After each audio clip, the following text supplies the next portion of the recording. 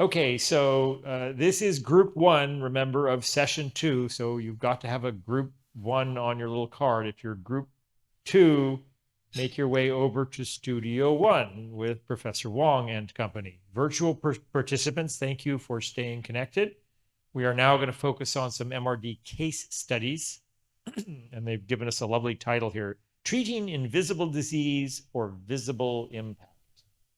Wow. Please feel free to submit your questions via the Slido at any time. And I'm going to start by inviting our first presenter, Dr. Yvonne Loh from Curie Oncology in Singapore, who's going to walk us through the first case.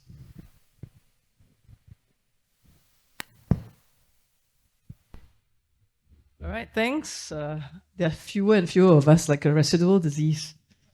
But okay, so let's get on with it. Is this how I advance? Yeah, there.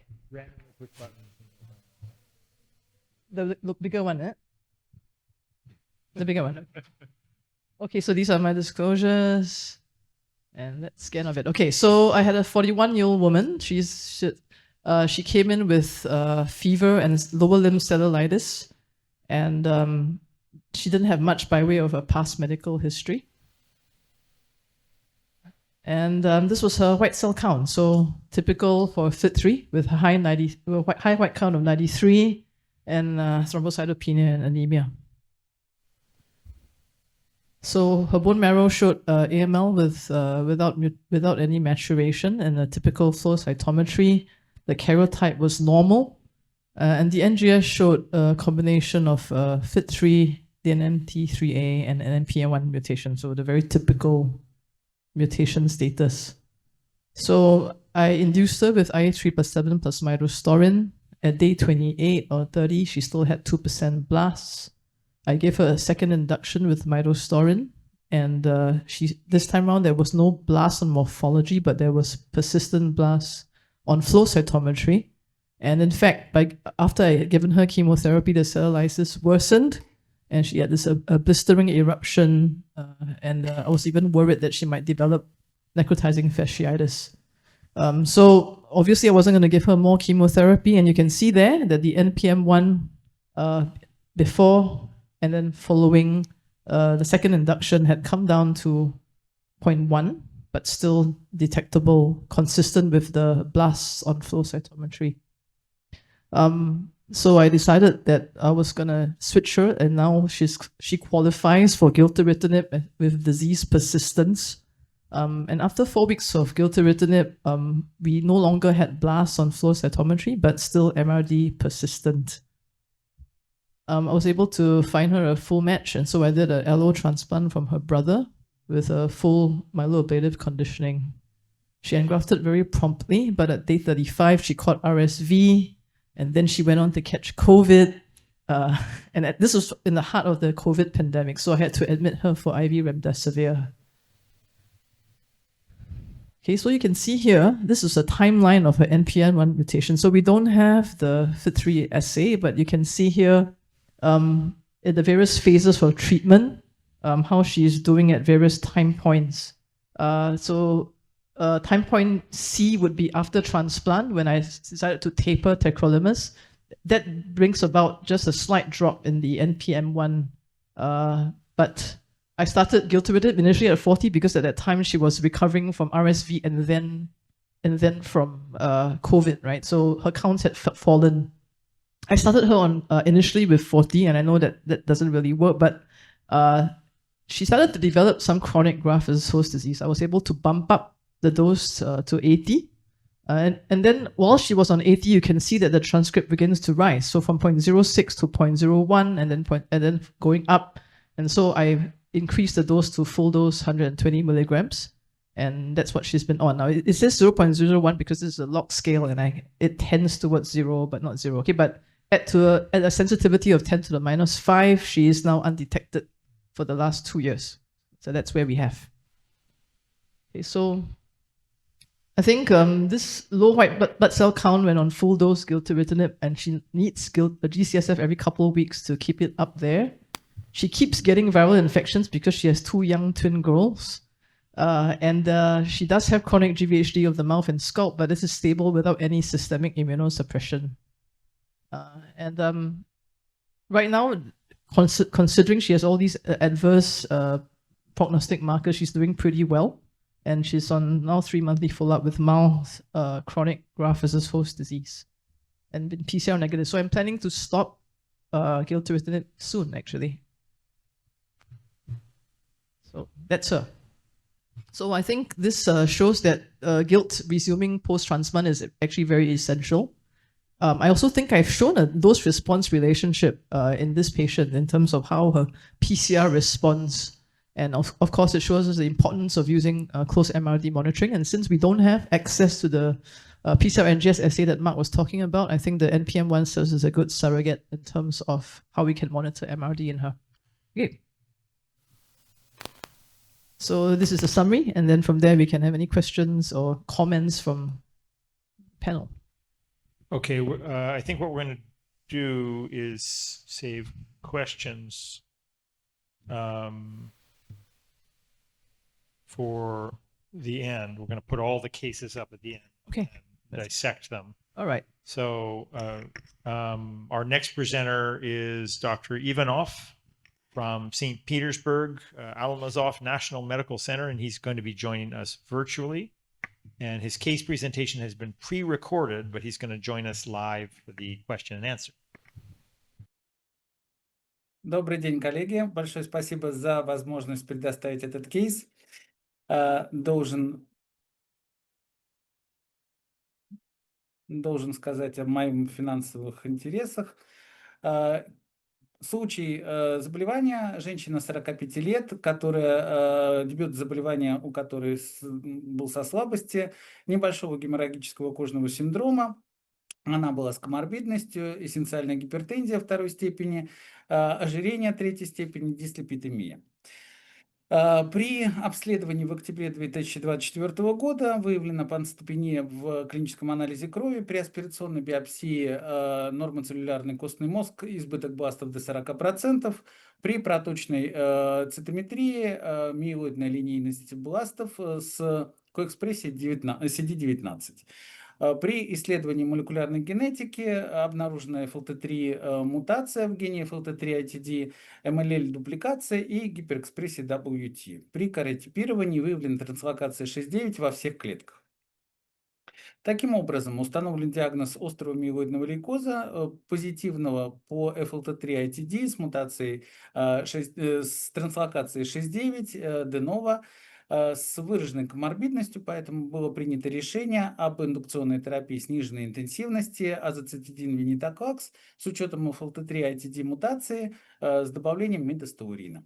После первого цикла терапии при оценке АТ и ВЕТа нормоцеллюлярный костный мозг, количество бластов менее 5 и достижение полной МРД-негативной ремиссии заболевания. С учетом высокого риска заболевания выполнена аллогенная трансплантация костного мозга в качестве консолидации, родственная, полностью совместимая, с кондиционированием флюдорабин-бусульфан и с достижением приживления на 25-й день после трансплантации.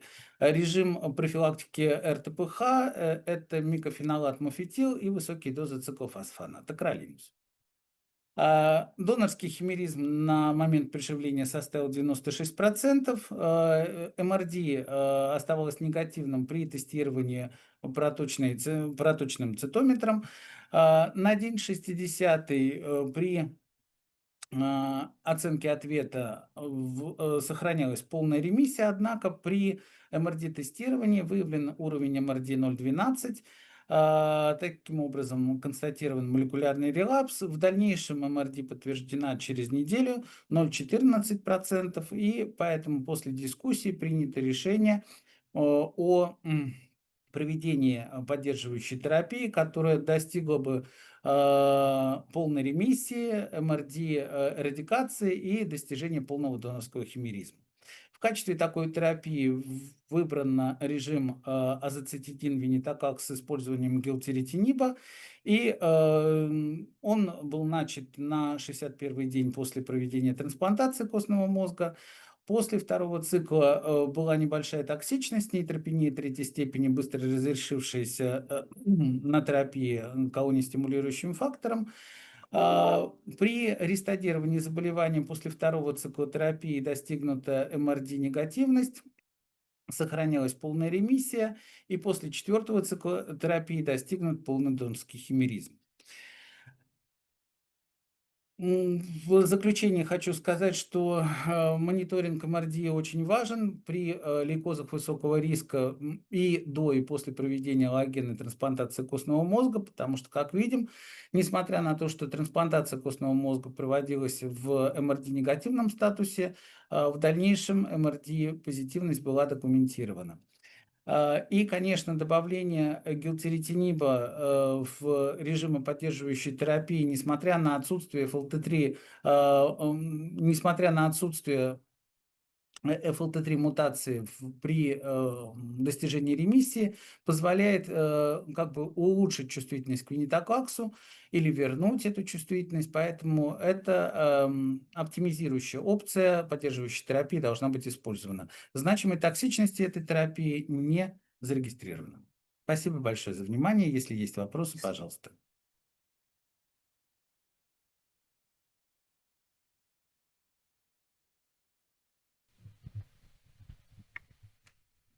All right. Thank you, Dr. Ivanov. And so our final case is going to come from Dr. Zin from the Blood Transfusion Hospital in Ho Chi Minh, Vietnam. And she also is, she also is joining us virtually from Kuala Lumpur. I'd like to present the case study in southern Vietnam by NGS.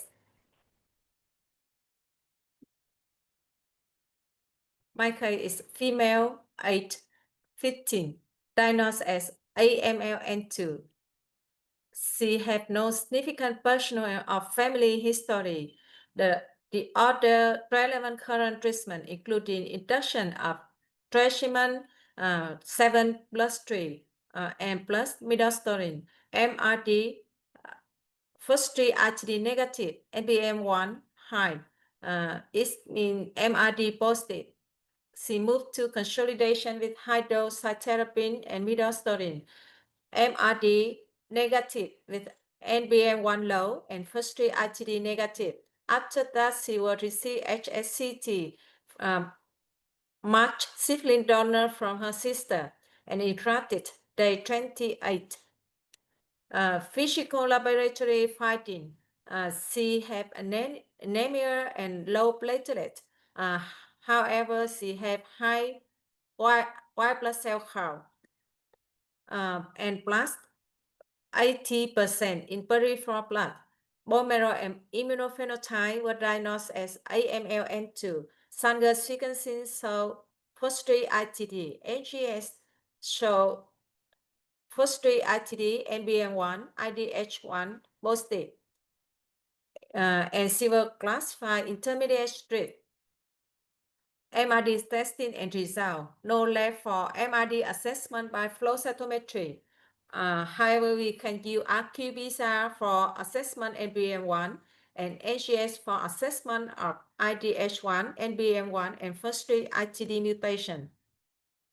Treatment plan induction were initiated with regimen of 7+3, and midostaurin was added from day 8 to 21 with dose of 50 milligram twice a day. Consolidation was initiated after around 1 month with high-dose cytarabine, and also we add midostaurin.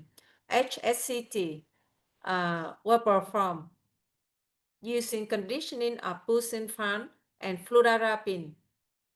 Maintenance sorafenib to 100 milligram twice a day for 3 months, then in 3 after that. We plan for 2 years if no GVAD. After event management, induction, severe suffer colitis, fever decrease neutrophil, consolidation, C. supplementary drug resistant with E. coli sepsis. During HSCT, C. suffer grade 3 oral ulcer, and also epididymitis, septicemia, Kraft-Silk syndrome, and this was treated with corticosteroid. And also she suffered infectious diarrhea due to multi-drug resistant, VOD, and also CMV reactivation. Monitoring outcome of treatment in induction day 14 plus 3%, day 28 plus 4%. Post-induction evaluation, first 3 IgD negative, qPCR NPM1 positive with high level. Consolidation, bone marrow show plus 2%, and qPCR NPM1 positive with low level. So MRD negative after consolidation. HSCT day 28, bone marrow plus 2%. First 3 IgD negative, and chimerism show 100% D. The following up with yield chimerism and NBM1. As we can see, chimerism show that the 100% D. And NBM1 after consolidation, the NBM1 level decrease, and after that negative. In summary, our case is young female with AMLN2 and detected first 3 IgD, NBM1, and IDH1 mutation. Intermediate risk group achieved CR post-induction but remain MRD positive, converted to MRD negative after consolidation, underwent syphilis allo HSCT with multiple complications, with achieved engraftment, planned sorafenib maintenance for 2 years, close MRD monitoring, key practice point, MRD dynamic, NPM1 guided treatment decision, HSCT pursued despite intermediate risk due to first-string mutation, post-transplant supportive care critical, maintenance first-string inhibition, essential for relapse prevention. That's the end of my case. Thank you, Dr. Zine. The Royal North Shore Hospital, University of Sydney, and of course, Dr. Hee-Ji Kim and Yvonne Loh. So we're going to open the floor to questions. Let's see. And I will start. Dr. Loh, what was the length of that ITD in your case? You recall? Sorry, I don't. The reason I bring that up is it was refractory to midostaurin. And the cases that we've seen that have been refractory to midostaurin, there's 2 ways you're refractory to midostaurin. One is you never got a good level of midostaurin, which is, I think, the most common way. But the other way is longer ITDs are not generally effective. Midostaurin is not very effective against them. So I was kind of curious. Yeah. I need to go and check that up. Yeah. Oh, well, yeah. All right. I think Dr. Ivanov's case was interesting. The 6-9 translocation. You'll note that the patient was a 45-year-old woman. That's the age that's the exact demographic that gets that translocation. At least what we've seen at my institution, and we published this, the whole case series of patients with 6-9s. They are younger. Let's see. Do we have any questions from the floor on any of these cases or management? Or what I can suggest we do otherwise is dissect each one for what we might do. And we can even go backwards. Dr. Zine, and is she on? Dr. Zine, are you there in KL?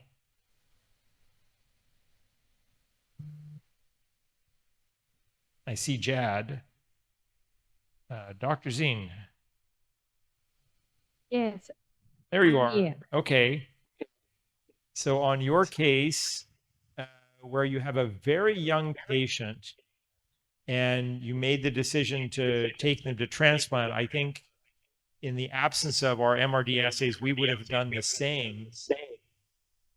But the group out of Guangzhou in China, Zhuan et al., they only gave sorafenib for 6 months.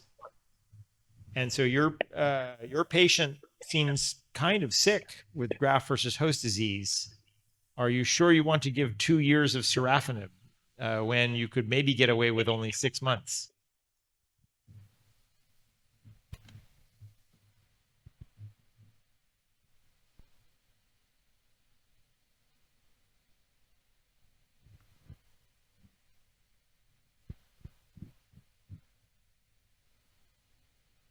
Dr. Zine? Yes. So, because our patient after induction, the MRD with NPM1 is still in high level. So we think that is point. If whether this patient is still have high risk of relapse after, even though after bone marrow transplantation. So the reason why we choose to use sorafenib 2 years after bone marrow transplantation. Well, I'm not questioning the need for post-transplant maintenance. What I'm raising is the possibility that you don't need to do it for 2 years. Because patients, in my experience, don't like sorafenib. And the study out of China, which showed a clear survival benefit of sorafenib, only administered it for 6 months.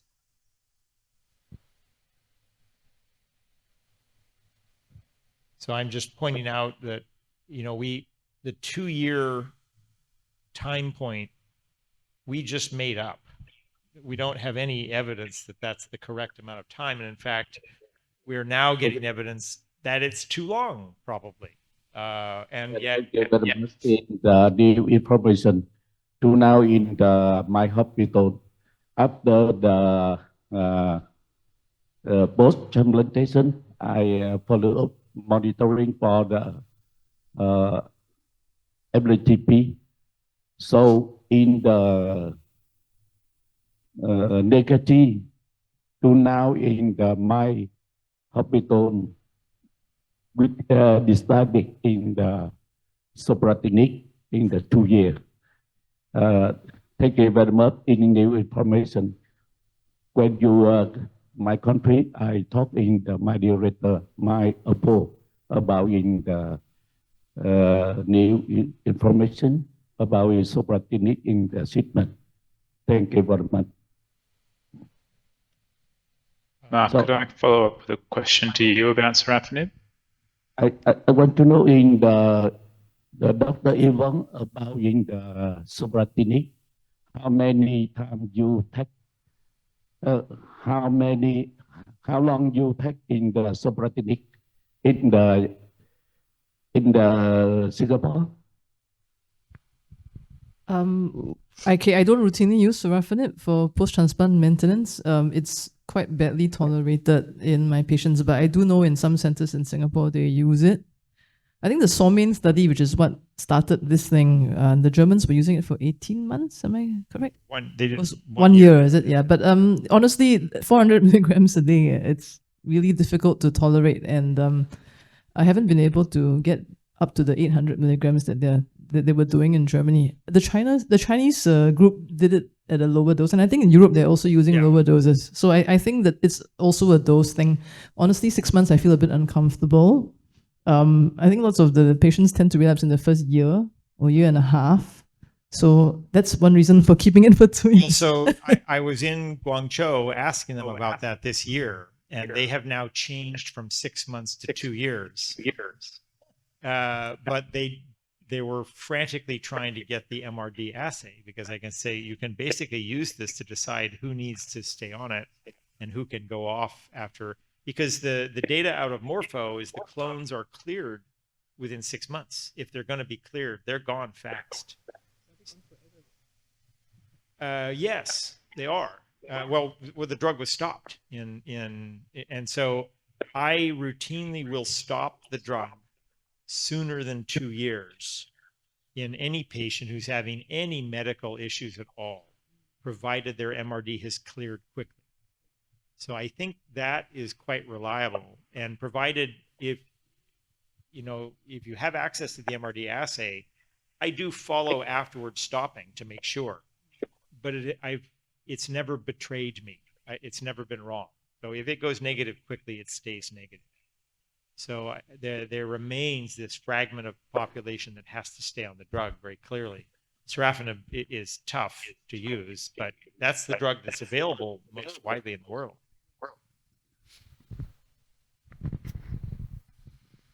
Can I ask a question about sorafenib, Mark, if you can hear me? It's Yes. Chad. In your setting, I mean, obviously you're using gilteritinib for the MRD positives pre-transplant. The MRD negatives pre-transplant, didn't appear to be an MRD impact in the sorafenib, the small sorafenib studies. So do you ever use sorafenib maintenance in those patients, or it's just not part of your practice? I have not used sorafenib in 7 years. I used it for about 10 years and hated it. But no, I have not used it since. So we actually have from Singapore for Dr. Yvonne Loh. Just wanted to check for the case that she presented. Was there a repeat NGS done? And do you think there's utility in repeating the NGS in such a case when there's a NPM1 MRD that you're following? I don't think it would have added anything if she had a definite relapse with blast coming back on the flow. I think then I would want to reanalyze. I actually wanted to raise that question mark because I noticed that in the 2 other cases that were presented, they would routinely check the FLT3. I know with your PCR NGS assay, then it's a reliable marker, but when just doing the standard RT-PCR, I'm not sure how useful that is. And so I don't routinely do the FLT3 again once I know the patient is positive. If they have been off therapy for a while and then they relapse, yes, then at that point I would reassess and I would then do an NGS. But for my patient, I don't think it would have added any additional information that would have changed the management. Yeah. So what I liked about your case is the use of the NPM1 PCR. It does track very well with these dual mutated patients. And I think NPM1 FLT3 ITD is the real disease that's driven by FLT3. We talked about this. There's no question, for example, Dr. Ivanov's case 6-9. Interestingly, that used to be a terrible disease.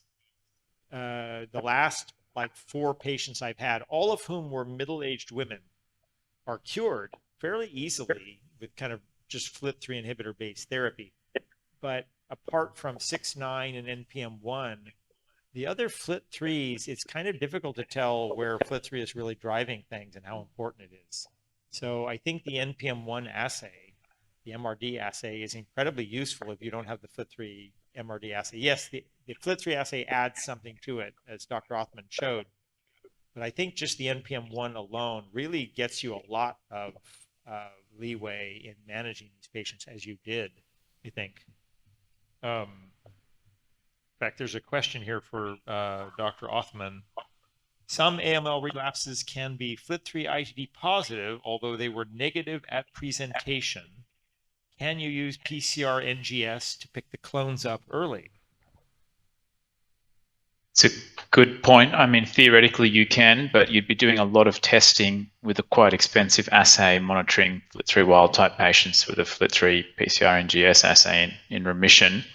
I think what we will find and what has been shown in a few studies is that the patients who were apparently FLT3 negative and relapsed with the FLT3, probably had FLT3 microclones at diagnosis below the limit of the capillary electrophoresis. And so I think if we start applying more highly sensitive NGS-based assays at diagnosis, we will find those microclones and we will treat them as FLT3s. There was a presentation by Michael Hoyser's group last year at ASH. There's another one this year at ASH. I can't remember who the group is. And what you see with those patients is they mimic FLT3 mutant patients. They're enriched in NPM1, DNMT3A normal carrier type. They have increased relapse as other FLT3 mutant patients do, and they do often relapse with FLT3 mutations. So rather than monitoring all wild-type patients with a FLT3 MRD assay, which is a huge use of resources, I think the better approach is to identify these patients at diagnosis with a more highly sensitive FLT3 assay and use our good drugs. I don't know if you agree, Mark. And I think the one, as I mentioned earlier, a DNMT3A NPM1 patient, you had better be looking for that FLT3, and it's going to be lurking down there at a low level as a microclone. If you're, if it's wild, so-called wild type at presentation, it's there. It's just, and that was in Michael Hoyser's presentation as well. You saw the association with DNMT3 and NPM1. Probably NPM1 and WT1 as well. It's the other combo that is very interesting for the threes. The WT1 sort of TET2 DNMT3A as a founder clone with an NPM1 is kind of the setup for that pretty clearly. The question is what you do about it. Because do you transplant that patient? Do you treat them on the paradigm of let's just make it go NPM1 and FLT3 MRD negative, but then do you keep that patient on a FLT3 inhibitor? Sort of like the Quantum First data. And the Quantum First data I'm referring to, we think is under review, a revision. So it should be coming out, I think, accepted for publication soon. Shows this data where if you're MRD negative after 3 or 4 cycles of consolidation, this 90% survival without transplant. And I think that's the important point. You don't need transplant. So these microclones that we're picking up, can we just quickly suppress them? There's the real issue: is do you use a FLT3 inhibitor for a microclone that hasn't come out with an overt disease yet? Do you think that in Quantum Wild, the data, the DNA that they're collecting, are they also running the highly sensitive? Yes. So that may actually reveal some of the patients that have microclones and therefore respond to. It's overexpression of wild type or the presence of these microclones. Yes. So here's a nomenclature question for Jad. It was Andrew Way was coining the term microclones, and I had first told him about, I think 3 years ago, hey, multiple clones are really bad. And we were using the phrase microclones, but then I concluded a microclone is not the same as multiclonal disease. And so agreed. What should we have a consistent nomenclature? Because you can reduce single clone disease down to a microclone, and that's not the same thing as having 3 clones that are causing problems. So I think multiclonal or multiple clones is probably the term I would use for multiple ITDs, where I think microclone, the implication is it's small. And so I'd probably reserve that for at diagnosis. Agreed. It's not a big disease, but a very small FLT3 ITD. But we're all probably what I would do. The problem is we're all calling them microclones. You've got microclonal disease, and that means, so I think we need to be disciplined in our language here. Yeah. Mark, have you ever done in vivo scribe or a similar assay at diagnosis to go looking in clinical practice? No, because it's expensive. Yeah.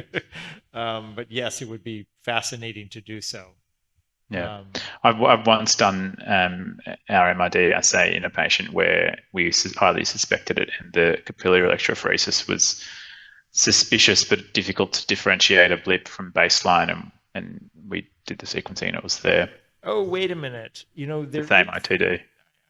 I could be incorrect. I think the problem is I'm having difficulty getting Daiichi to give me all the data.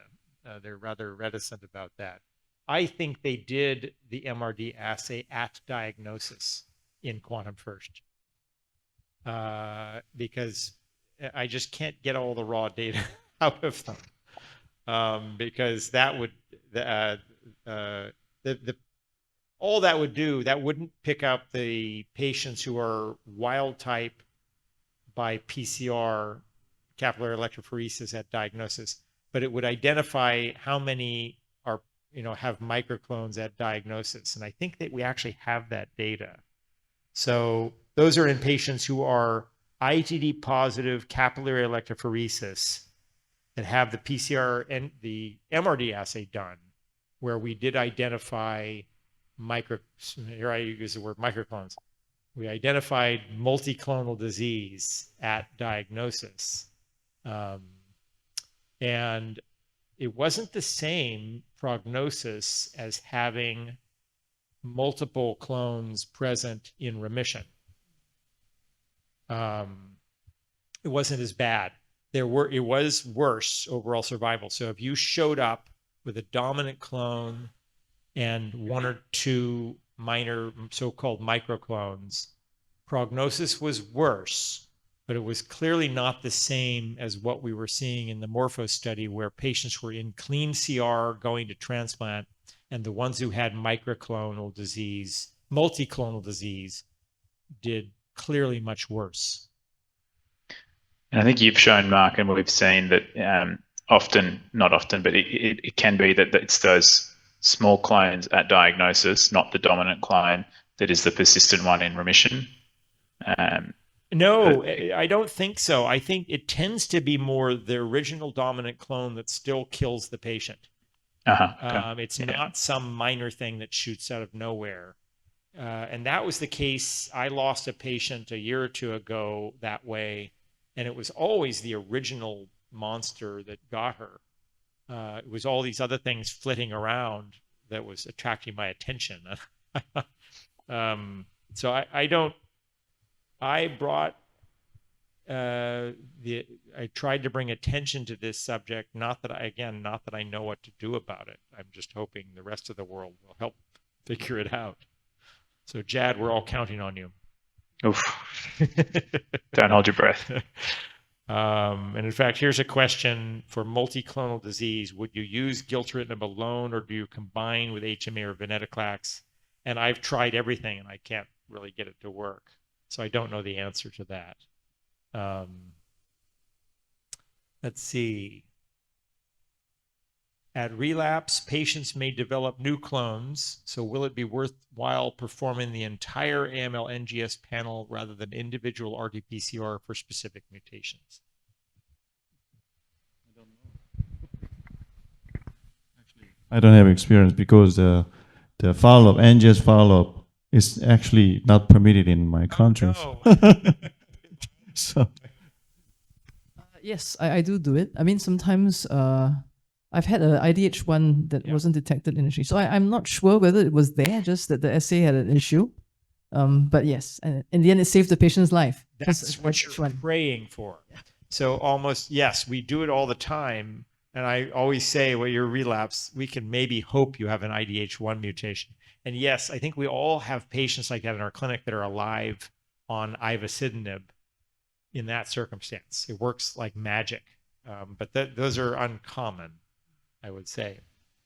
But to the question, Mark, it's probably worthwhile saying that, yes, you should do the NGS assay if it's funded in your country, but you should also do a FLT3 capillary electrophoresis, because NGS will miss some FLT3s. So they should always come in tandem with current NGS technologies. Our institution does technology. Our institution always does both. We get capillary electrophoresis, and then they confirm the sequence by NGS. In fact, they go looking for it on NGS because they know it's there on capillary electrophoresis.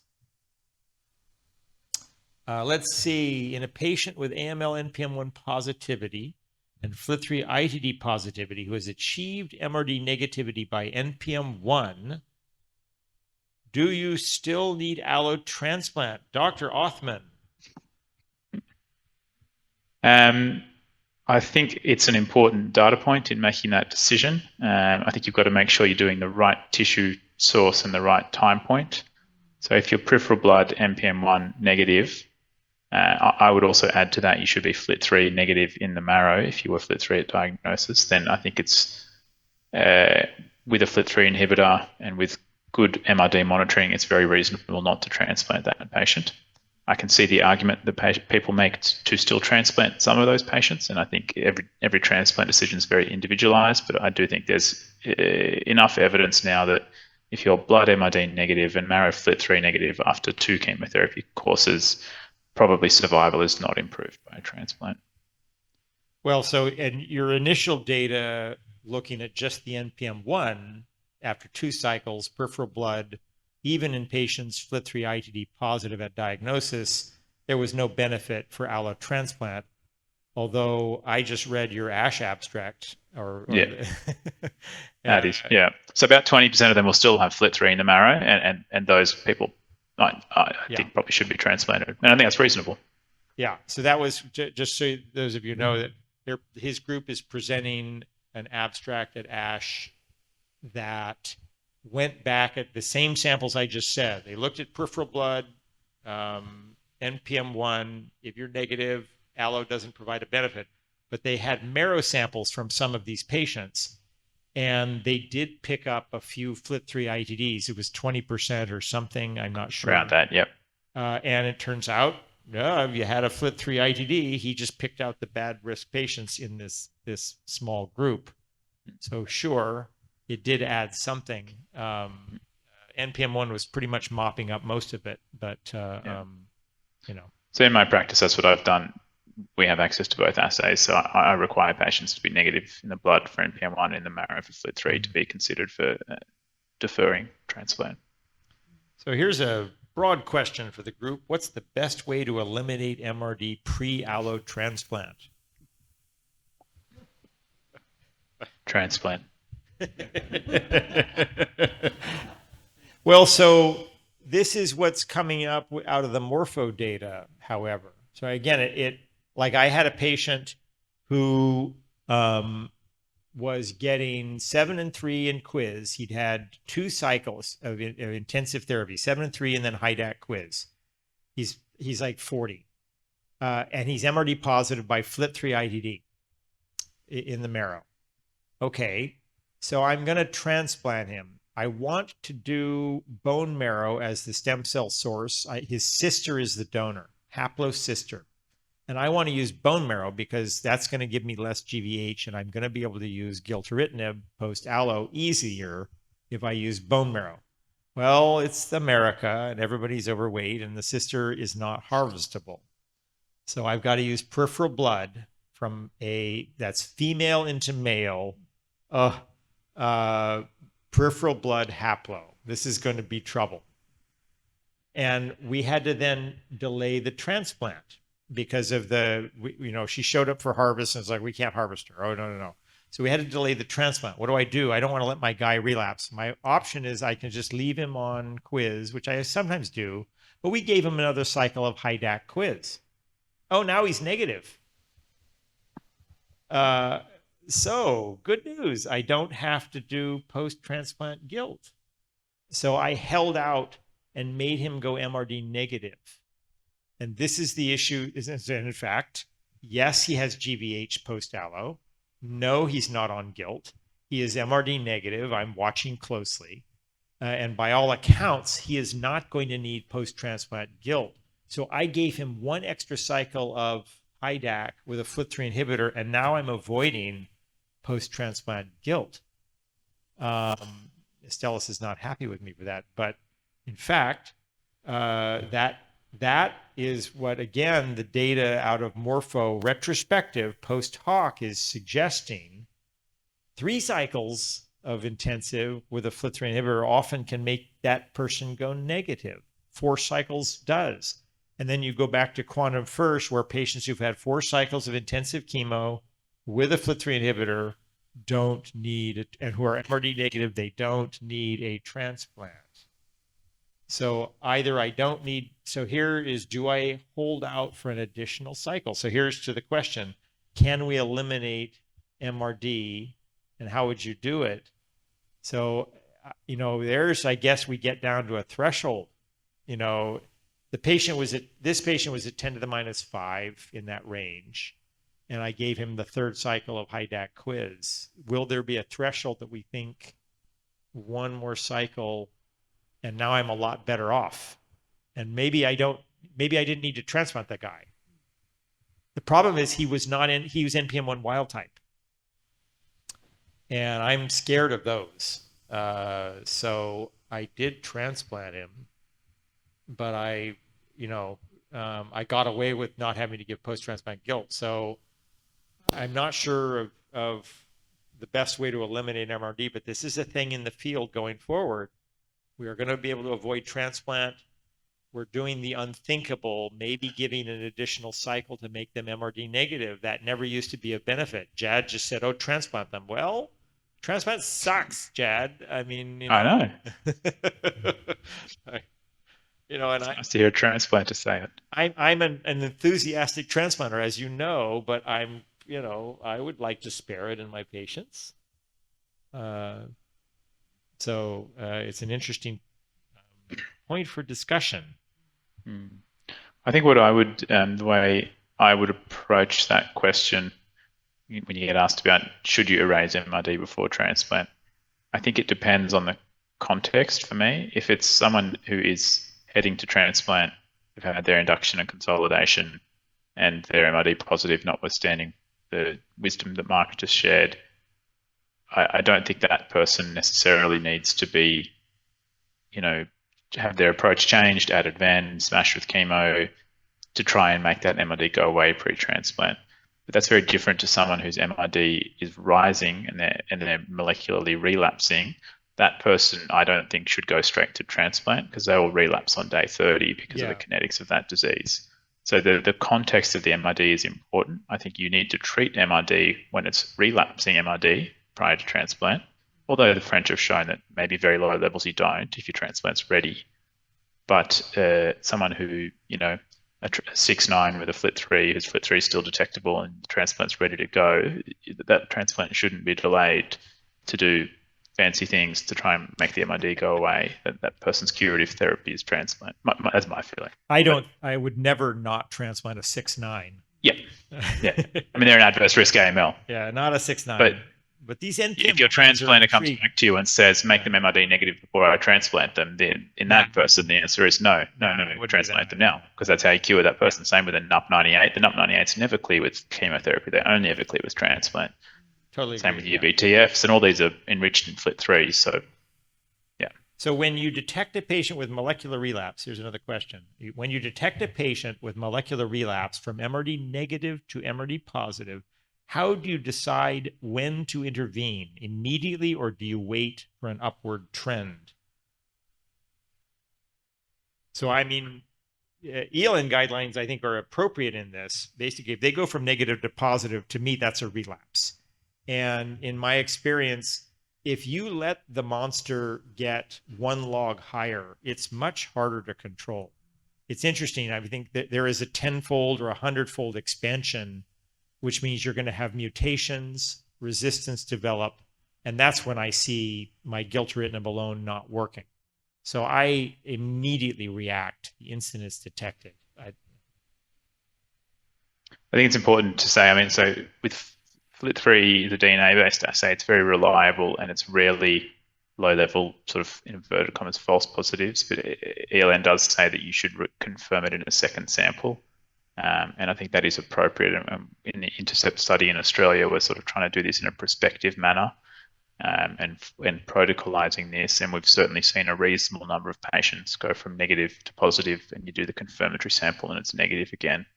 And they often don't subsequently relapse. So I think if it's an ELN-defined relapse, which is negative to positive confirmed in a second sample, or if they were low-level positive, a 1 log rise confirmed in a second sample, that is when I would intervene.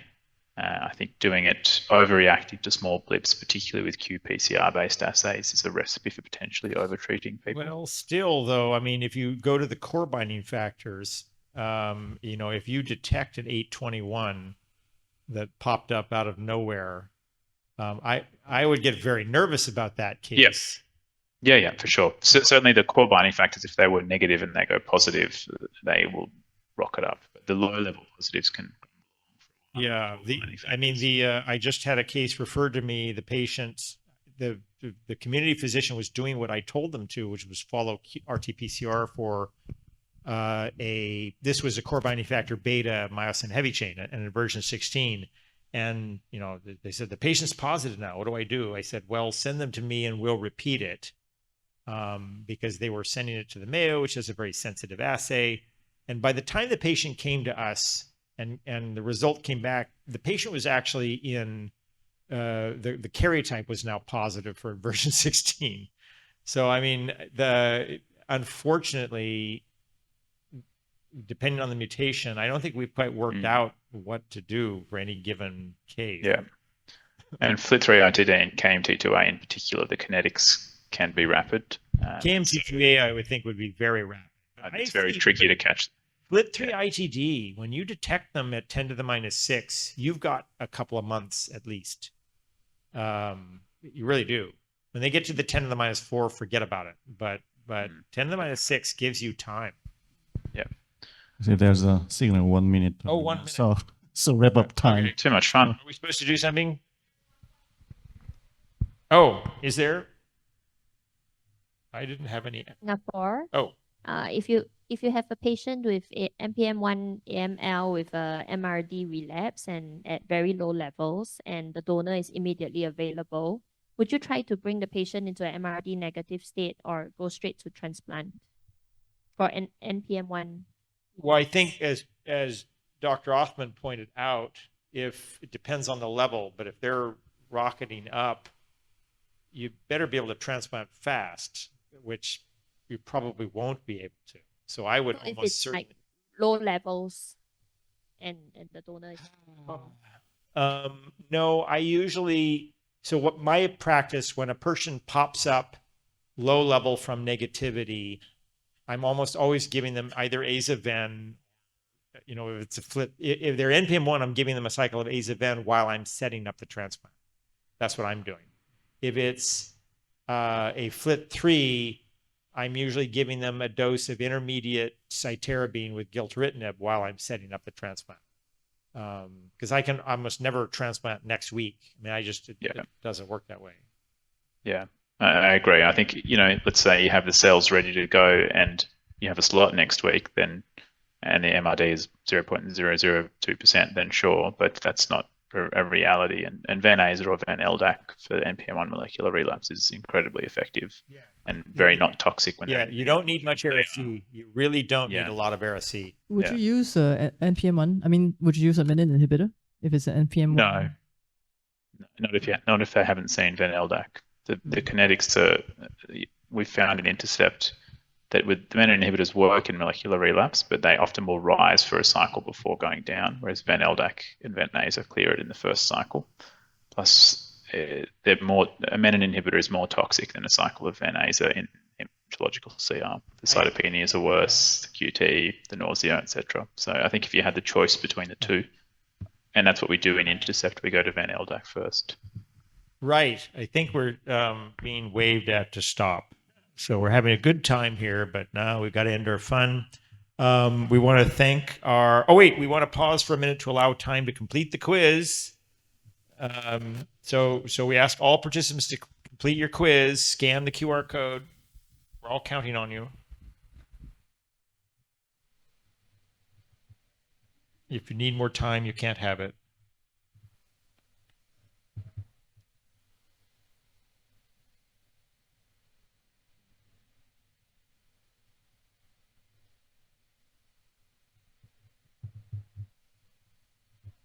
It's a 2-minute quiz. Oh, man.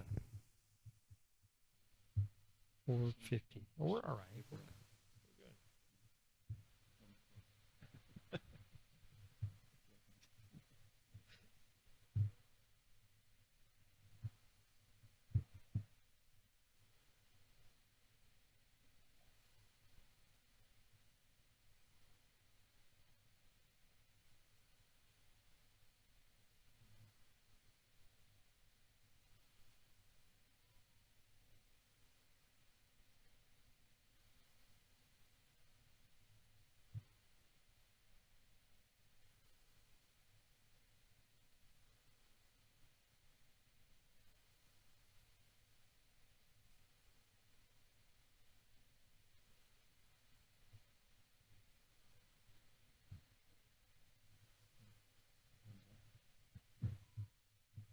Oh, is time up? Okay.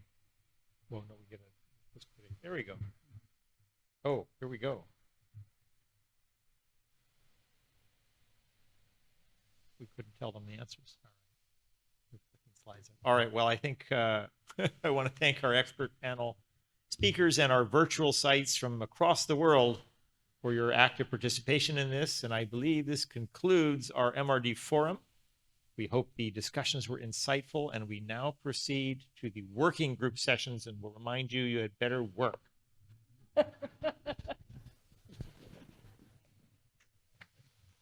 Thank you.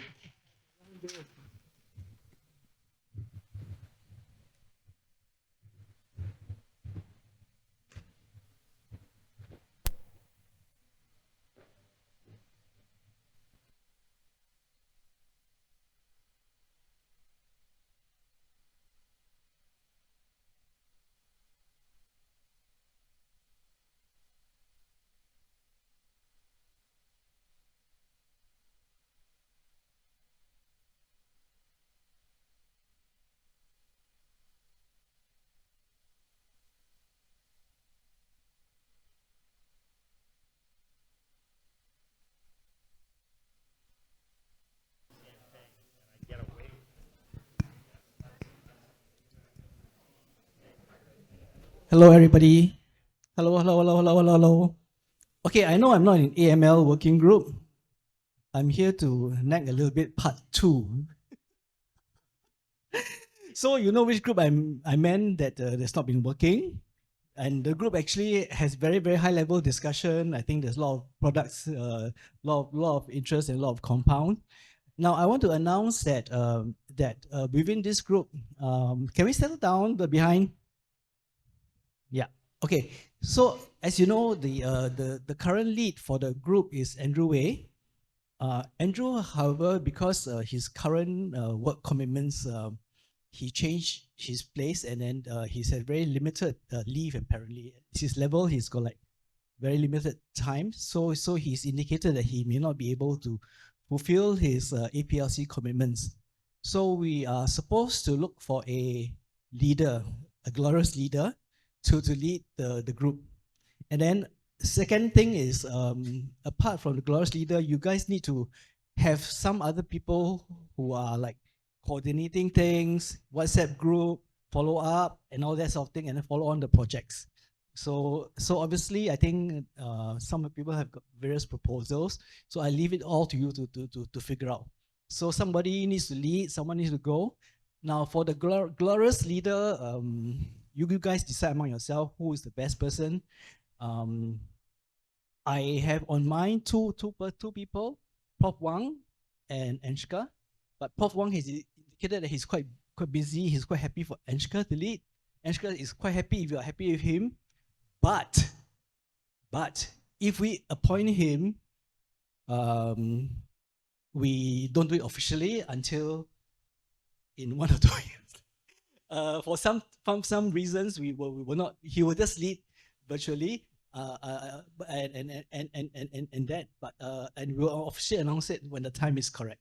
So we'll just keep Andrew along until the time is correct. Then we'll announce it. Okay. So you guys decide among yourself what projects you want to do, and so forth, and continue to work. Okay. So who is taking over? Yvonne, I leave you because you're there at the start. Remember last time you all said you want to do TP53, you want to do this, you want to do that. Then nothing done. Okay, so have been soundly rebuked by director. Okay, so I think we would like Anshka to be able to lead us.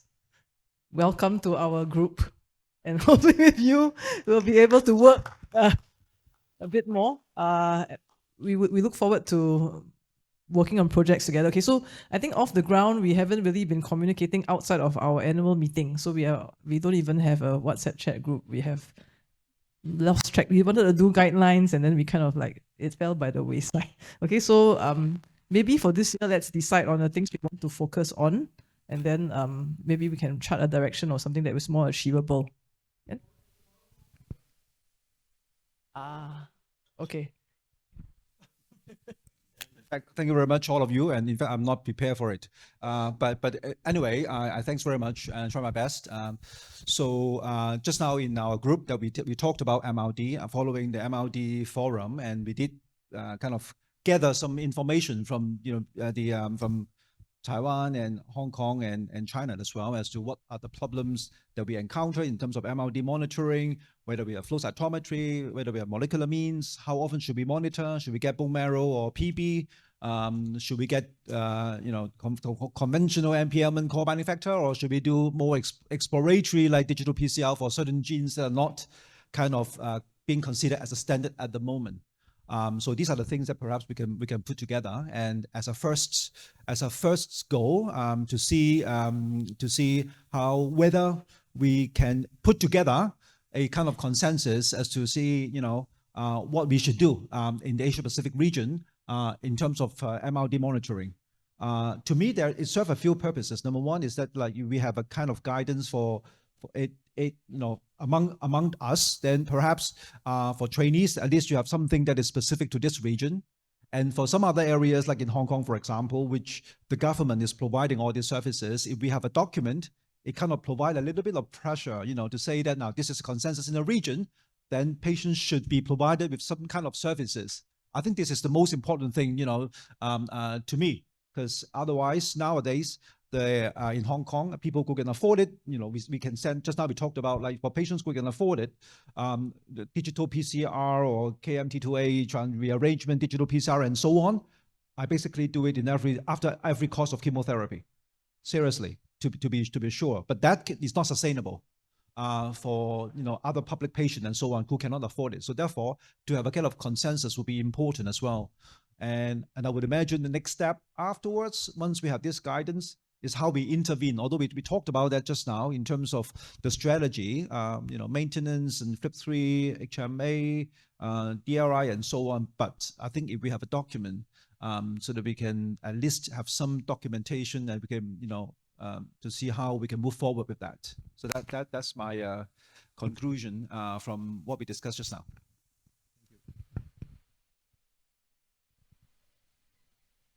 Thank you. Is it what? Yeah, Yvonne, because I was not prepared. I think yes. So we are kind of leaderless right now, right? Okay, so I think MRD is one of the focuses. I think last year we actually did talk about trying to set up the PCR NGS assay like they do in Australia as well as in the US, and we're wondering whether there's any particular country that has gotten further. Like how's it like now in Taiwan?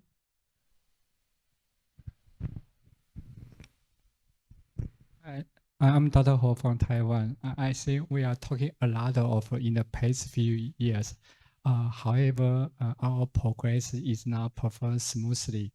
I think we are talking about so many topics. The one is to collect the registry data of AML in Asia Pacific area. I think the data is maybe quite different compared to Western country.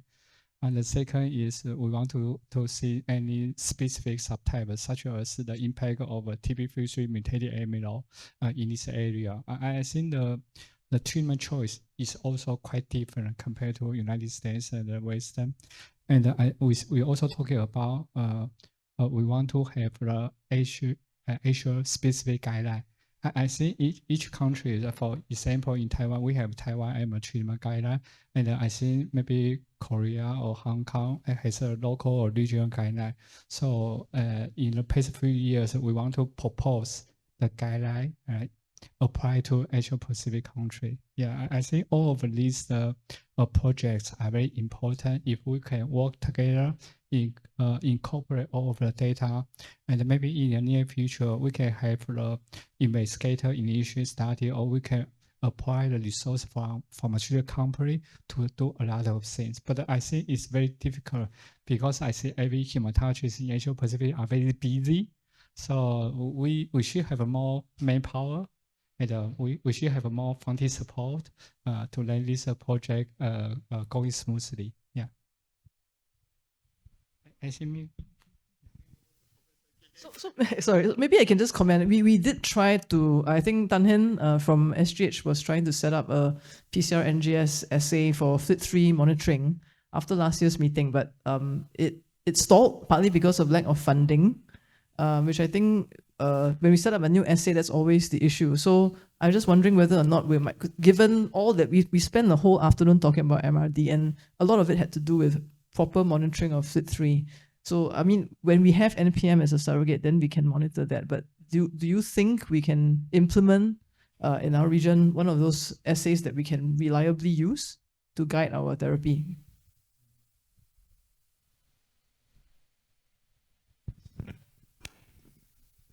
I think FLT3 MRD is very important. However, not all countries have FLT3 inhibitor.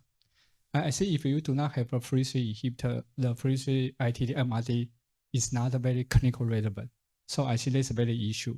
If your treatment is always 3+7, followed by transplant, I think the FLT3 ITD MRD may not be so useful. So I think that's another critical issue. For example, in Taiwan, in our hospital, as right now, FLT3 ITD possibly -5, but only our hospital has this technique. But because all 3 FLT3 inhibitors are available and reimbursed in Taiwan, so I think in the near future, the FLT3 ITD MRD monitor is very important because we can guide how to treat, how to stop the treatment if you want to use. So I think that's another critical issue. Of course, I think we can incorporate data each other, including the impact of FLT3 ITD MRD in clinical practice. Yeah, that's my suggestion.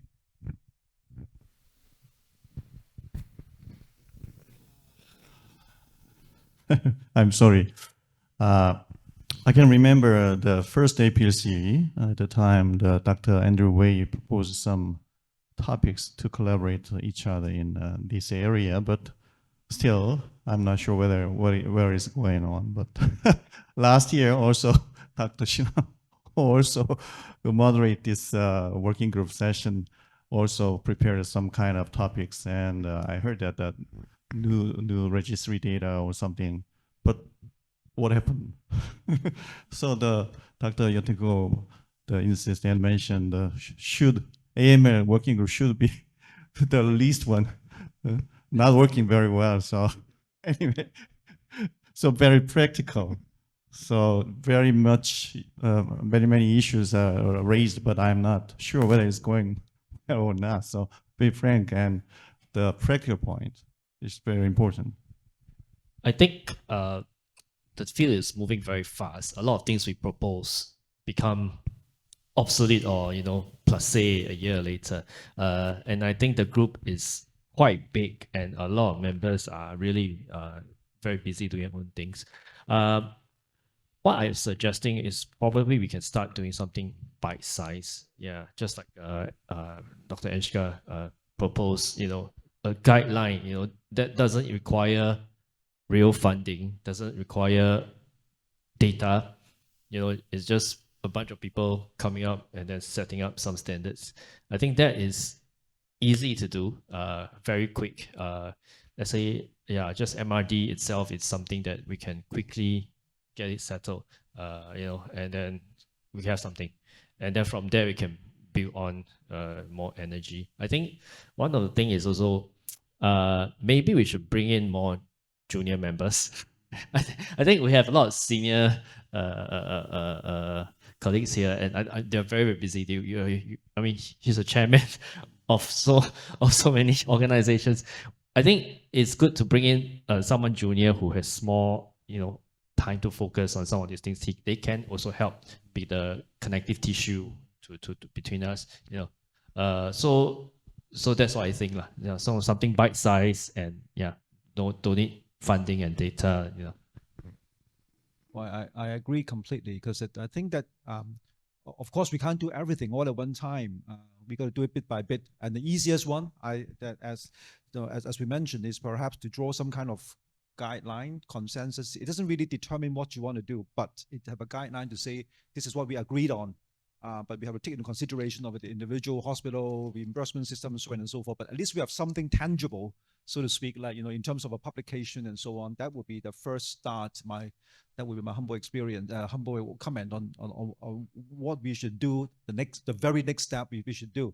But once we have this kind of an output of our concerted effort, then we can have the next stage of like as to what we want to do in terms of like either maybe student exchanges, maybe come up with more clinical trial and grant application and more exchanges like clinical databases sharing and so on. That is a bit more complicated, I think, because every hospital would have these records encoded very differently, I would imagine. So it would be very difficult, right away. But then with a bit of working relationship, perhaps we can do something afterwards. But for now, it seems like that kind of consensus drafting would be something that is relatively doable. Can I actually ask comment from Mark, for example, like, in this situation, what would you do? Like, we have different, in Asia, even in Asia Pacific region, we have different countries, and it would be technically difficult at first glance, like, we're going to draw up something in common, given what we have discussed just now, like, you have any comment as to whether it is really doable, if doable or not doable, or maybe, what should be the way forward?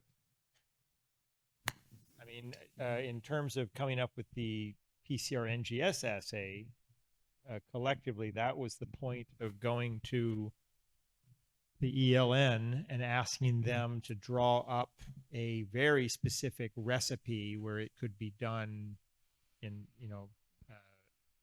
inexpensive, consistent fashion. As I understand it,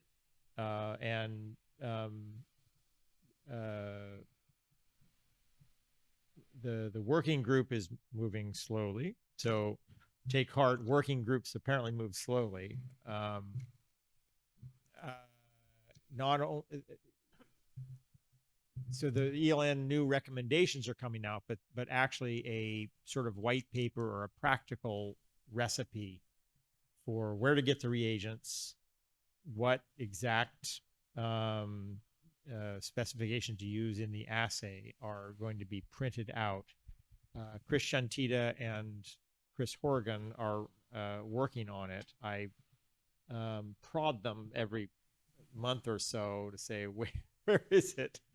It was supposed, because this was discussed at ASH last year, I think, right? They were supposed to have produced it this year, and here we are at the next ASH coming up. So what I can't say they were working on it. Everybody sent their local recipes in, and it was tabulated on a big spreadsheet. But I wanted more details about where to get the reagents cheaply. Because then if that's published, then I think it can be duplicated more easily. It doesn't get around who's going to, I think it will make it cheaper, but I can't get around the funding issue. Like, even at my institution, the molecular pathologists have to take time out of their jobs to develop such an assay. That's not trivial, even when you have a detailed recipe. So I'm not sure how you're going to get around that. But I would suggest that if this recipe is published, which I think it will be soon, you all make an effort to do the exact same approach, same reagents or whatever. And you're not going to be able to do like Australia does, which is everybody sends it to, the Alfred or something, I think. Isn't that where they go, Ashish? Yeah. Because you run into the problem of sending materials out of your country, and there's this whole border customs thing or whatever. But if you all are doing the exact same assay, and it can be done inexpensively, you still are going to have to get over the activation energy step of somebody doing it. We're going to try and make it as easy as possible to do. But it's not that hard, Wang, in China. I mean, I've now been to like 8 different cities in China, and there are a few that actually fired up this assay on their own and do it. I'm talking about the PCR NGS assay for FLT3. Is it not your understanding that there are some centers that are doing it now in China? No, not many. I agree. There are some. At least on my latest tour, I found some that claimed they were doing it. Yeah, a few hospitals are doing it. Yeah, yeah. So. Yeah. Yeah, it is. So I'm not really sure. Hey, Estellas over there, you guys got money. Why don't you guys help them out?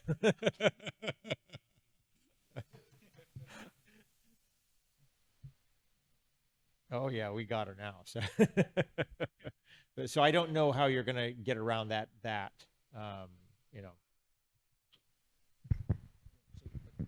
But the FLT3 NGS is one thing, but how about the overall, say, if we want to have a general consensus of how, why, how, when, and what to monitor for the AML in different settings? Do you think this is something that is have an MRD working group like ELN has? They meet. They take this very seriously. They meet at both EHA and ASH, and so. You know, this, in other words, yes, there's no question MRD has become so important to the field of, you know, heme malignancies in general, that a working group was essentially important. So, I mean, you might model it after the ELN, right? You know, right. I mean, I know Jad is, Ashish, do you do the ELN MRD working group? I know Jad does. Yeah. So, in other words, model an MRD working group like that. You just have to choose what meetings in this region that will be the, you know, it could be this one, or it could be, you know, a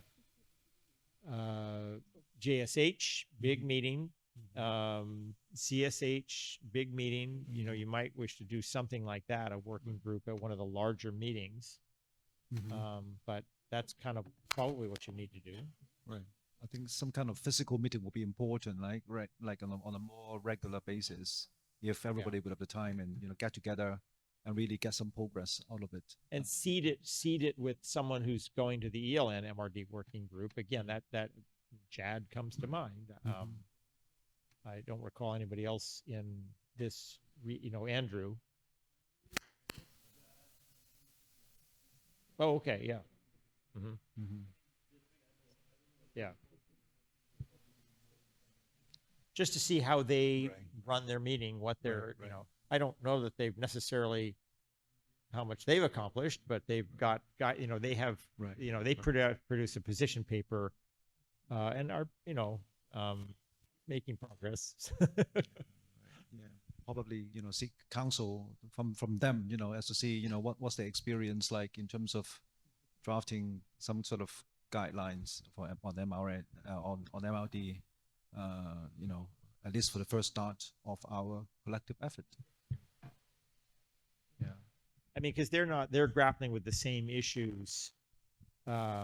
Europe is divided up into a bunch of fiefdoms, and each one is trying to do kind of their own MRD assay, and that actually what they're trying to do is come up with a standardization. But Horrigan showed pretty much that for the technology, you get this exact same results. It doesn't matter if you're using slightly different recipes. So I don't think it matters so much that you're doing it exactly the way, you know, some center in Italy does it. Right. And I would imagine it's a comparison between time points between patient. So it kind of make the kind of variation more tolerable, I guess, you know. In terms of...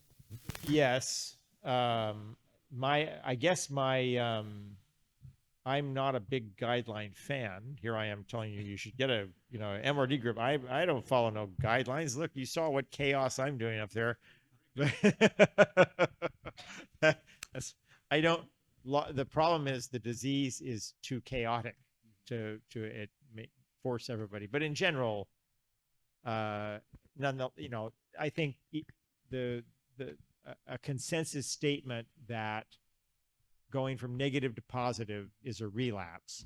Regulatory authorities look at that. I mean, everybody kind of agrees that this is a thing. So I think it's important to do those. I can make fun of guidelines all I like, but they do have a role. Yes. I think one of the things we can start doing is do a survey on which country can do what in terms of MRD, right? So if we have PCR, what kind of cutoffs, what we have been doing. So at least we have some data that we can gather together first. Yeah. I mean, I was in India. I know Professor Wong was telling me, it doesn't happen much, but when I go to these sites in India and China, and I wander into a major hospital, and they say, "Oh no, we figured out how to do the assay. We're doing it." I think it is actually happening, so it's not like it can't be done.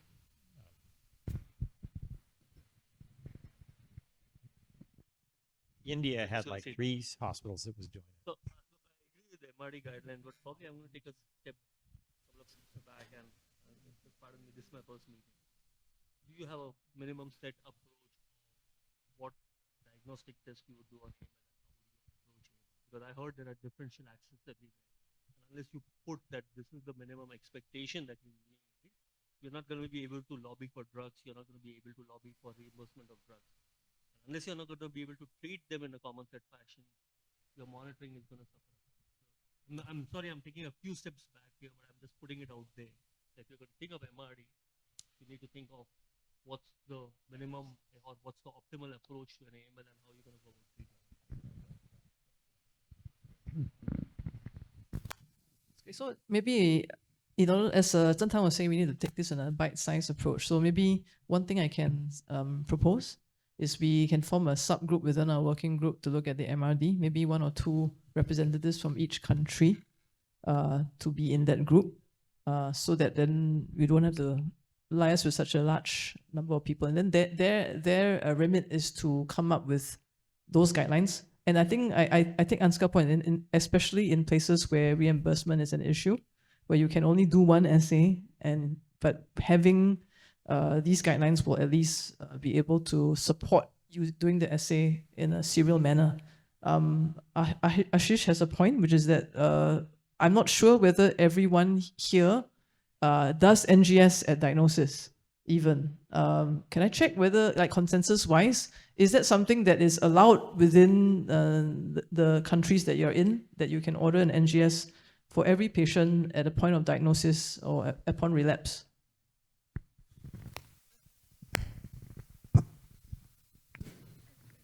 You can, it's whether the patient can afford it.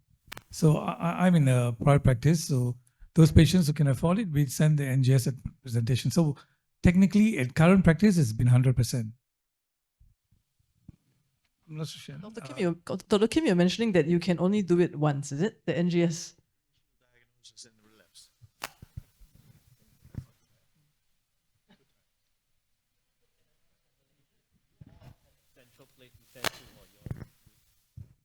Lily will. Okay, private practice, they have their place to send now. But for government, we have KL. I think the Ampang will send to their own lab. But Ampang only can cope with Ampang Hospital. So the rest of the Malaysia sent to Institute Medical Research. Unfortunately, the result come back very late, like 3 months. Yeah, so I don't know. I mean, because we are not so much involved with the assay, I presume everything is quite automated, is it? Does it take a long time to interpret? Because it really takes a long time to come back. 2-3 months. Oh. Yeah. It's a manpower thing, but shouldn't be 3 months though. Yeah. It's quite automated. So that's the puzzle thing. And of course, for us, is we have limited access to, even for midostaurin. So that's the reason why we didn't pester them so much also, because we are limited to, you know, what we can do for the patient. But of course, some patient actually got some access They have some funds and all that Yeah, I think the problem also there's very desperate income bracket between the countries, right? Some countries have a lot more access and some countries have less. I think what we can propose is maybe differential minimal standards, you know, for diagnostics and MRD. Yeah, I mean, we can focus on one first, MRD, then we do diagnostics later, especially if J&J wants to, you know, get menin inhibitor in, I guess we will need to have our diagnostics in place. Situation like in Hong Kong, for example, like if eventually we have a document like this, then, you know, we have something to hold on to when we talk to the government or hospital authority to say, hey, these are the kind of agreed standard of care for these patients. Of course, you have to be reasonable, but, you know, but for those places where we don't really have that kind of service, maybe this is a way to go, like, you know, showing the hospital administrator, like, you know, this is something that, you know, that even in, not to talk about North America or in Europe, but, you know, among Asia Pacific region, this is the standard of care that we all agreed on. We may not be able to achieve it all at one time, but, you know, bit by bit, perhaps, you know, we get one time point, NGS maybe some time later, 2 time point, or maybe, you know, MRD and so on. At least we have a direction to go. I think definitely like in terms of this investigation monitoring, but maybe eventually even kind of a recommended consensus guide that you know, like what's the FLT3 inhibitor should be a frontline, or those things which is expected, you know, management. I think that's good for our government to have a guide also since our government wants face also. So maybe they should say like, oh, we should be doing, you know, better like that, maybe, you know. Anyone else have any comment on how we should move forward in addition to what have been said?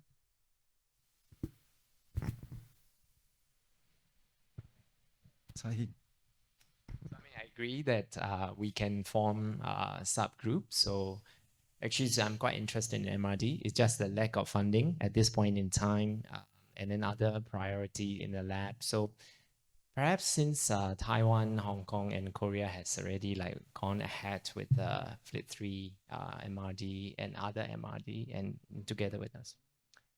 Correct. So I mean, we're just saying maybe we can form a subgroup within this AML work group, then to kind of just get to know where we are and probably come up with some survey or consensus. I guess that's, and then the other thing, I guess I was told, I mean, because I wasn't in the first few meetings, so I was told that there was also some AML kind of survey data that has already been partially collected, like for example, DP53 AML. In I think some institution in SGH, in Singapore, like a few hospitals in Singapore. So perhaps we can also go back to that and see how we can kind of revive that small project. Thank you.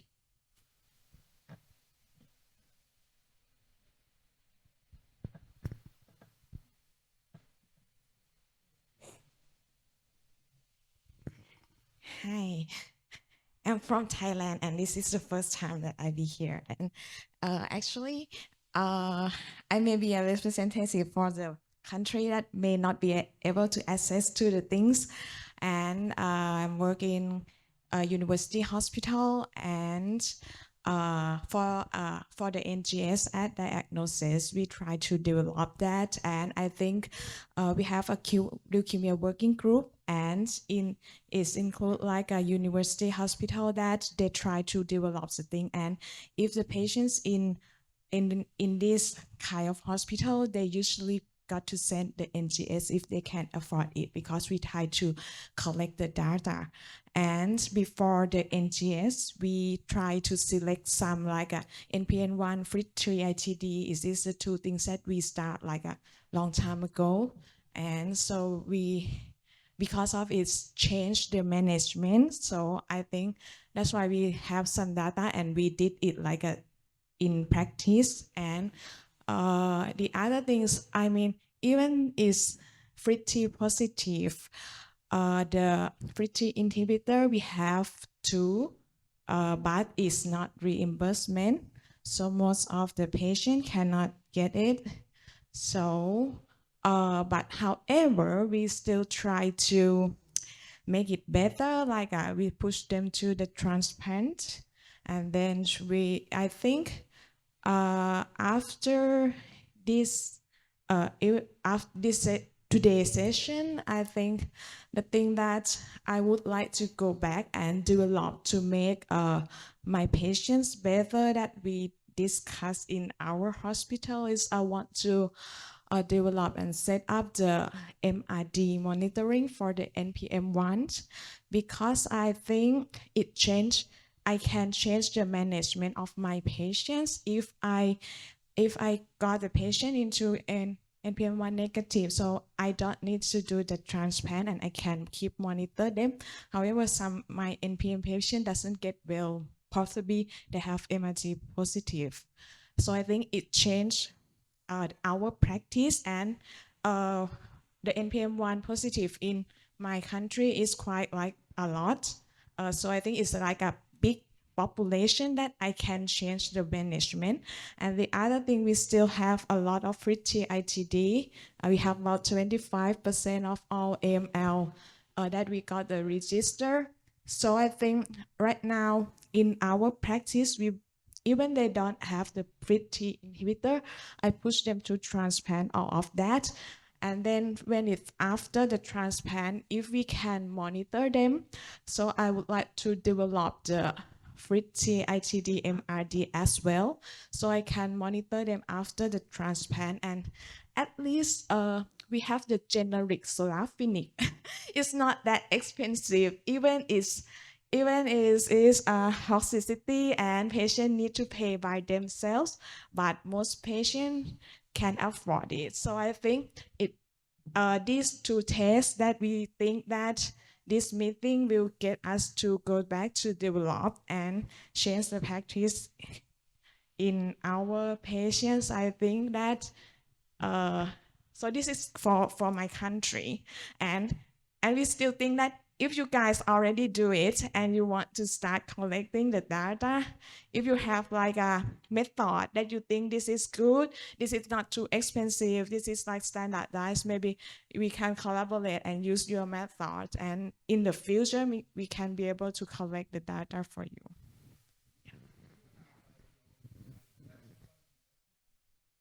Yeah, we did everything. Yeah.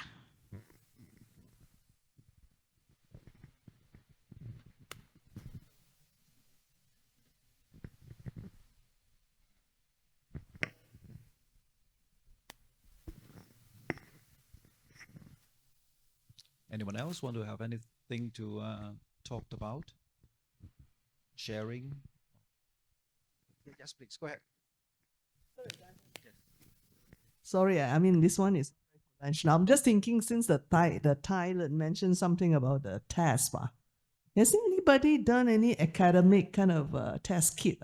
You know, we are quite poor. I just wonder, like, there's some academic test kit, just out of interest, that the more kind of economic deprived country can use as a monitoring or something. Just out of some thoughts, that's all. In fact, think about it.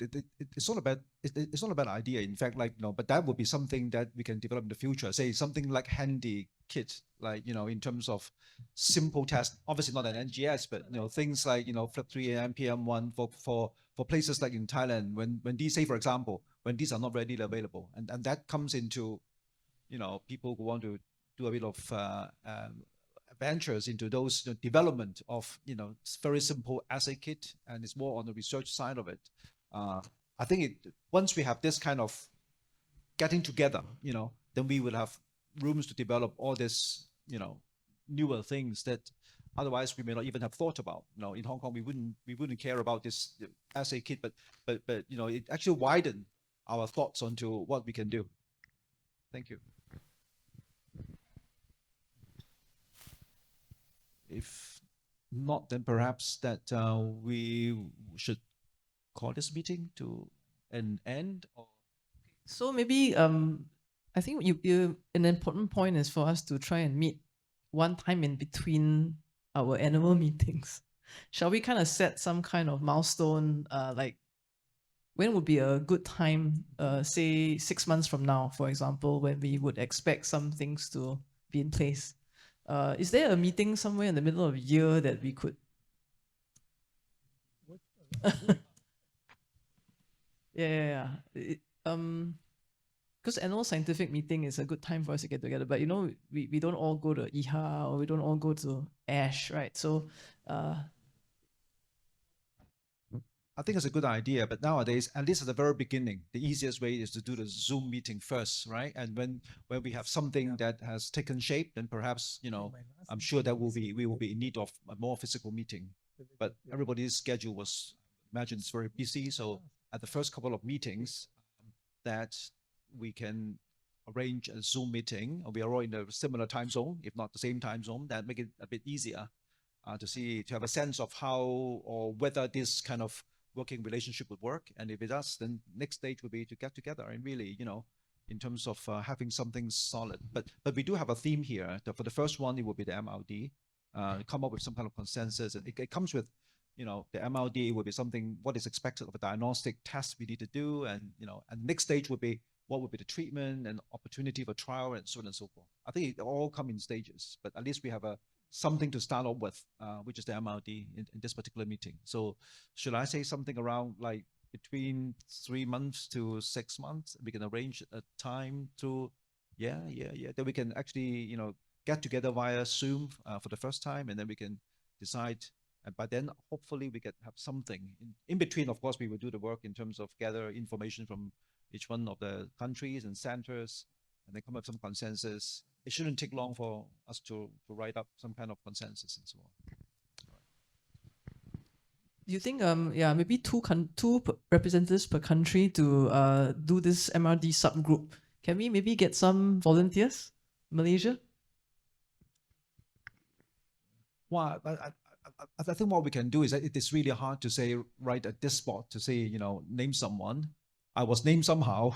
In fact, I was really, but I think it would be better to really, you know, get together. You know, based on the attendees in this room now, then we can send out some email, and we can, you know, and then you can either yourself or you can nominate someone in your center to be part of it. Would that be that would be more kind of I think there will be a better way to go with it. Yeah. Anything else? I don't even know what the time. What is the time? Okay.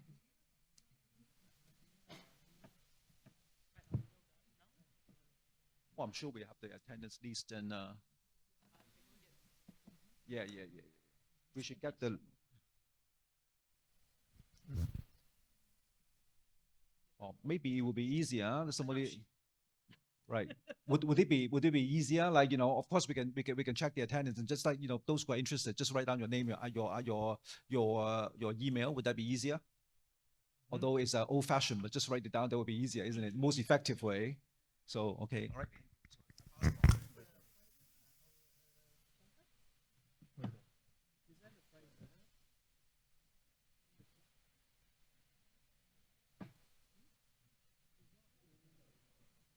She's not doing what?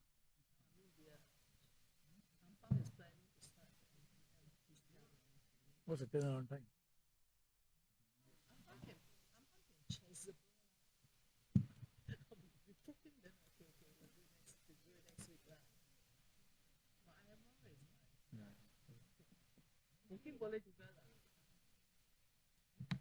So it's not any MRD lah. Depends what the state is.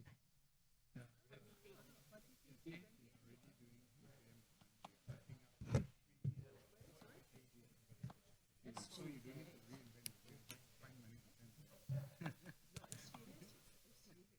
No, I think it's not sustainable. Not sustainable, because you know why? Singapore currency always changes. At least the lesson I learned from our BCR all this while, things change so fast. Even over the years, I noticed the price change so fast.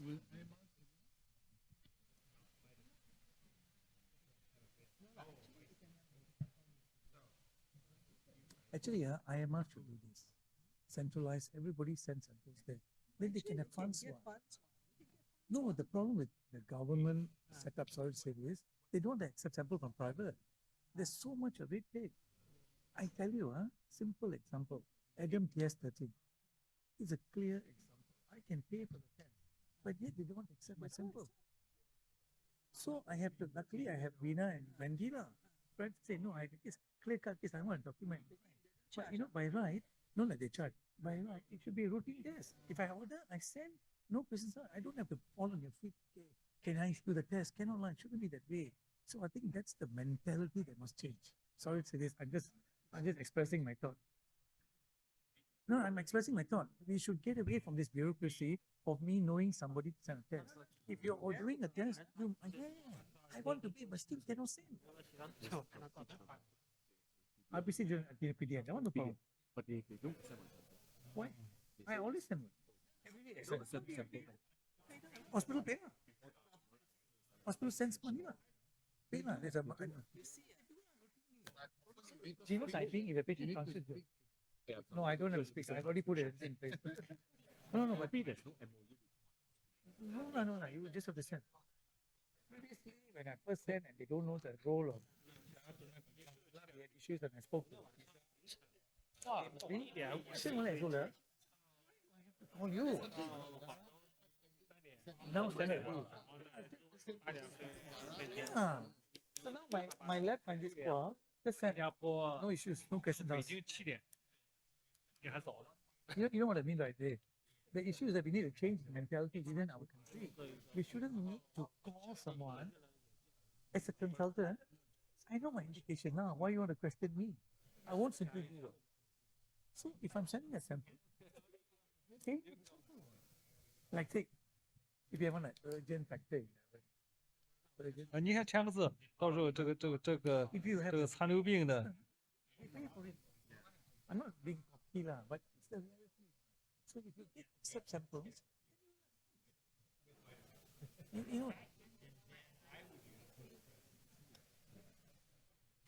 IML. But they go. Do they have a MRD panel? Yeah. I mean, right on the. 差不多再有3个月左右就做完了，后面咱们这一块还是怎么做的？ Flow, no lah, flow MRD. 设计一系列的。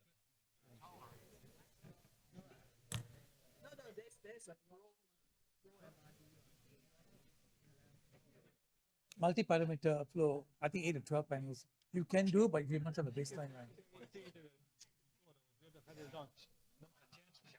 对。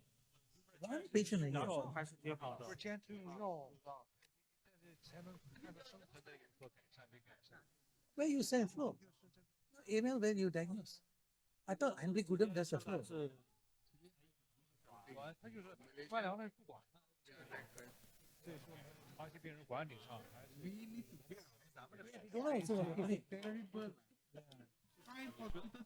治疗当中真是。 So I think we should start the Malaysian consensus first. 后面主要就 I think so. Jay, you'll be the head. 基本上是坚持。 No, seriously, I think we call our Malaysian colleagues who are interested in AML, get together, let's have a meeting. 我后面发有的就继 Under 续维持，有的就把那个 No, Jay, under MSH, AML working group, we meet first and we all can meet, and then we present to them. We're just trying to brainstorm Malaysian group. Yeah, have a Malaysian group and then we 大家那种探索，加上想把这个环节很快，生动一些。环节生动啊，这个没有这个很好的监察干什么的。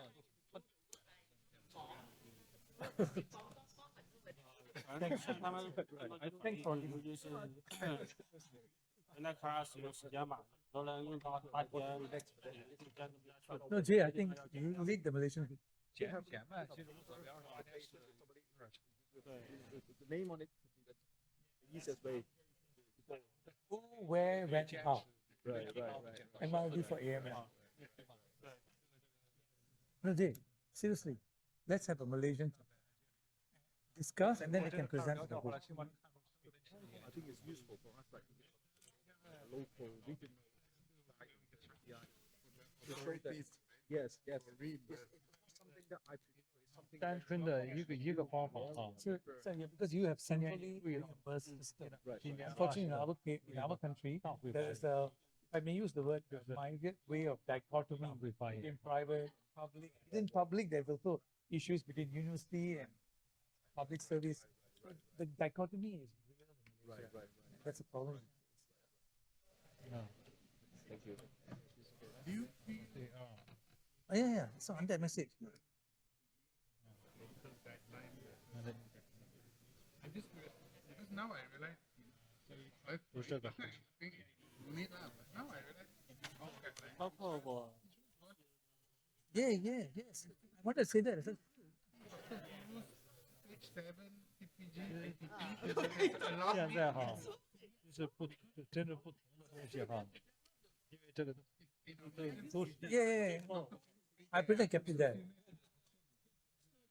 how many times I gave my business 这个 They wouldn't hit. and then they, personal This one, I think MSA, because the day I was, during our service meeting, I was thinking that we developed protocol for the KKM. But 因为您做实验现在已经硬化 so 了， happy, but I think MSA. No, I don't think you say KKM. 你 I 得 think you should say Malaysia. three So whether you want to adapt it in Sarah practice, this one, just name it Malaysia. 或 It's 者 okay, 开 KKM. gateway Will be under MSH, right? Yeah. DH1 Just do it for Malaysia now. We don't have to just focus on Share one That's not enough. Yeah, standard. Yeah. J, 看 lead 先说这个 AML working group for Malaysia, and then we present to gateway 的哈 APLC. It's much more easier than we are cohort. Concerted. DA 加 I will support whatever I can. many what's this And we can meet in Zoom. 7加3 you start with one group first. Yeah, lah. One group first. ML definitely. 啊 average So many patients. Come, let's create a WhatsApp group. Okay. Then I create a WhatsApp group. Some flexibility. Huh? Sorry? Have some flexibility. the fit 按 fit 其实给你这个其实按 fit 的病人啊 fit 病人里边是我们 I don't have it. 这个方案对吧？这个系统是 M P FLIX3 这个哈，特别合并 yeah, and will it help you get these Tier 1的 Why? 那我们说现在一个方案 The EU group, huh? That's good.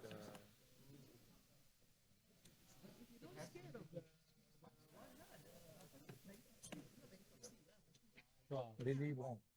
现在有没有这种东西，我们就 Then, so it is quite appropriate to have a consent. 咱就是这都该考虑的，就是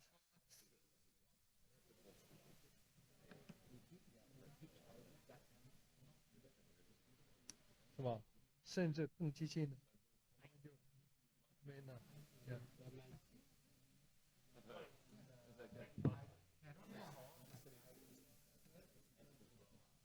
但是这个如果不加，本来水可能会被别人吃。下个如果 VA 加上麦碱，因为 VA 对本来水还是水。就是你看，我们可以考虑的啊。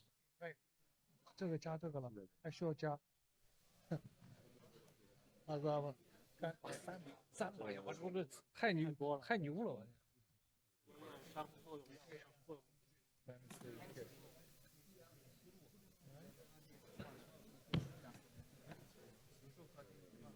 643, 657. I cannot. Yeah, good. So lipping, I cannot have it. So maybe you block already. Yeah. wait.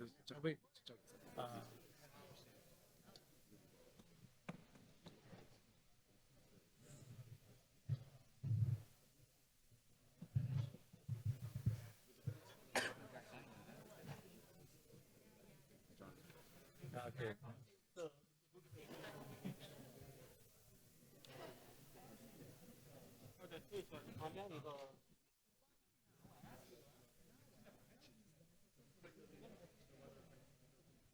Hey guys, let's just do something lah. I don't mind. I just created a group.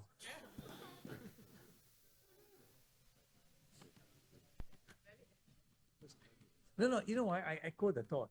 We need to have a centralized testing, right? If we can. And everybody must think the same way. It's better, either you are better than me, I'm better than you. It doesn't matter. We just go on the right course, and then it helps you to get funds. It helps me get clearance from bloody insurance. You know, every time I sign up for NGS, I have to write a long letter to justify why I'm doing NGS. And you know, ALL is so important, right? We know it's so important. Hi. We are brainstorming.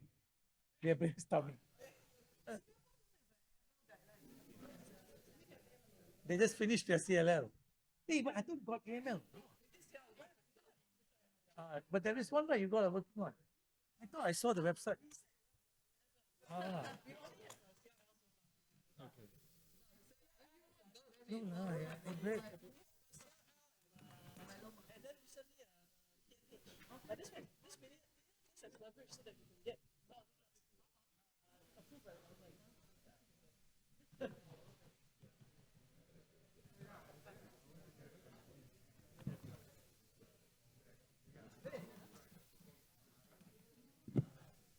Okay, let's go. So I'm thinking that I should go. See what the world goes. Quite nice. Okay.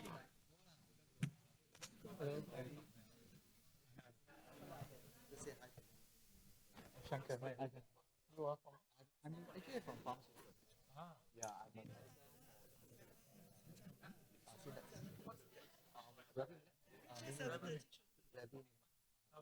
anything. Call with yeah, Dr. Low, Dr. Lydia. Okay, I'll contact you.